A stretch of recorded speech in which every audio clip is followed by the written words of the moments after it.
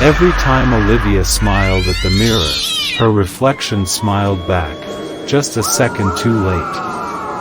Olivia had always loved antiques. There was something comforting in their age, their history, their quiet elegance. So when her grandmother passed away and left her an ornate, full-length mirror framed in twisting gold and dark vines, Olivia didn't hesitate to bring it home. The mirror was beautiful, old, but well-preserved. Its surface was flawless, the frame hand-carved with details of ivy, roses, and hidden faces. She placed it in her living room, right across from her favorite chair, where she could admire it every day. But almost immediately, something felt wrong. At first, it was subtle. When she walked past it, she thought she saw her reflection turn its head just a little too slowly. Sometimes her reflection blinked after she did, or smiled longer than necessary. She laughed it off. Stress, maybe. Lack of sleep. Imagination. But the feeling grew.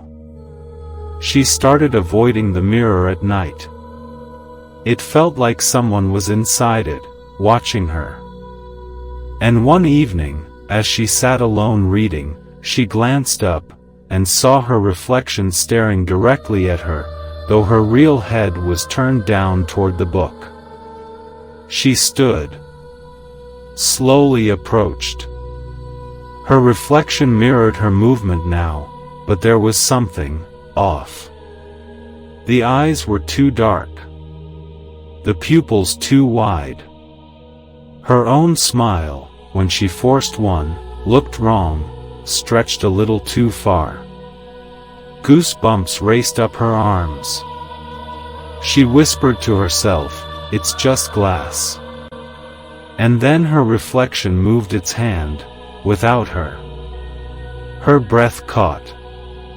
She backed away. Shut the door to the room. Slept with the lights on. The next day, Olivia covered the mirror with a bedsheet. But somehow, the sheet kept sliding off. Once, she returned home to find the mirror completely uncovered, gleaming as if freshly cleaned. No one else had a key. She began dreaming of it. In her dreams, she stood in front of the mirror, watching her reflection twist and contort, grinning with teeth that didn't belong to her, eyes that stared too long. Sometimes it stepped forward, pressing its hands to the glass, trying to get out. One night, she had had enough. Olivia stood in front of the mirror, heart pounding, breath shallow. The room was dead silent. "Who are you?" she whispered. The reflection smiled. A slow, knowing smile. Then, it raised its hand, and pressed its palm to the inside of the glass. Without thinking, Olivia raised hers too. When her fingers touched the surface, it felt warm. Then wet. She tried to pull away. But the reflection grabbed her hand, from inside the glass. She screamed. Yanked. Pulled with all her strength, but the grip was inhuman.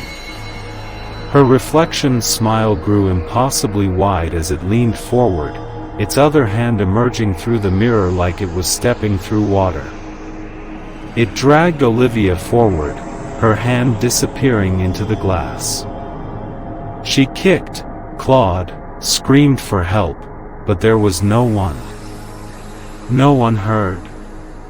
The last thing she saw before everything went black, was her reflection stepping out of the mirror. Calm. Smiling. Wearing her face. The next morning, Olivia's neighbor knocked on the door. She was supposed to feed her cat while Olivia visited her sister out of town, but the lights had stayed on all night, and no one answered. The police broke in an hour later. They found Olivia's body in the living room, pale, eyes wide with terror, collapsed in front of the shattered mirror. Glass shards littered the floor, but the frame stood upright, untouched.